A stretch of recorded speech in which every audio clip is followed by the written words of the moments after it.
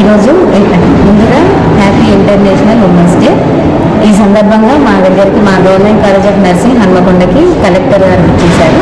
రావణి madam గారు రావడం మాకు ఎంతో సంతోషంగా అనిపించింది. మా స్టూడెంట్స్ అందరూ కూడా చాలా సంతోషంగా మేడం చెప్పిన మాటలు ఆదర్శంగా తీసుకొని మంచి బాటలో నడవడానికి వాళ్ళందరూ హ్యాపీగా ఉన్నారు. తర్వాత మాకు మేడం గారు చాలా కాలేజీకి రావడం ఇదే ఫస్ట్ టైం కాబట్టి తను చూసి మా ఫెసిలిటీస్ మా ప్రాబ్లమ్స్ అవన్నీ చూసి అర్థం చేసుకొని మాకు తగినంత సహాయం చేస్తానని చెప్పారు. మరియు మాకు ప్రాబ్లమ్స్ అంటే మా కాలేజ్లో స్కేర్సిటీ ఉంది.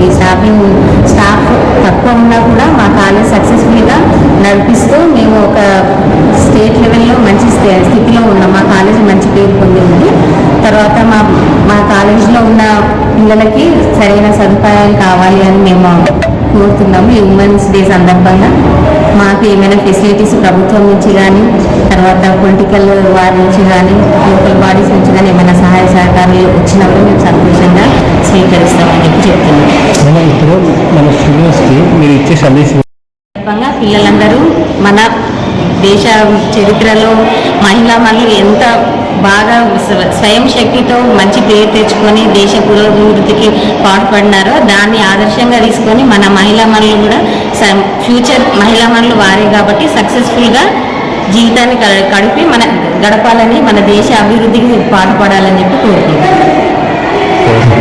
టెక్నాలజీ వచ్చింది, ప్రతి ఒక్కరికి అవేర్నెస్ అనేది వచ్చింది. సెల్ఫ్ డిఫెన్స్ అనేది చాలా వరకు అభివృద్ధి చెందింది. నాటి మహిళలు ఇప్పుడు దేశ పురోభివృద్ధిలో ఎంతో ఇప్పుడు మ్యాక్సిమంగా ప్రతి ఒక్క మహిళ ప్రతి ఈవెంట్లో సగభాగం అర్ధ భాగం కంపల్సరీ ఉంది. పురుషులతో సమానంగా మన వాళ్ళు లేడీస్ కూడా ఇన్వాల్వ్ అవుతున్నారు. ఇప్పుడు అంతరిక్షంలో ఉన్న సునీతా విలియమ్స్ కానీ తర్వాత పైలట్స్ కానీ లోకో పైలట్స్ కానీ ట్రైన్స్ ప్రతి ఒక్క ఈవెంట్లో కూడా మహిళలు రాణిస్తున్నారు. అప్పటికి ఇప్పటికీ చాలా పురోభివృద్ధి జరిగి దేశ అభివృద్ధికి తోడ్పడుతున్నారు మహిళలు.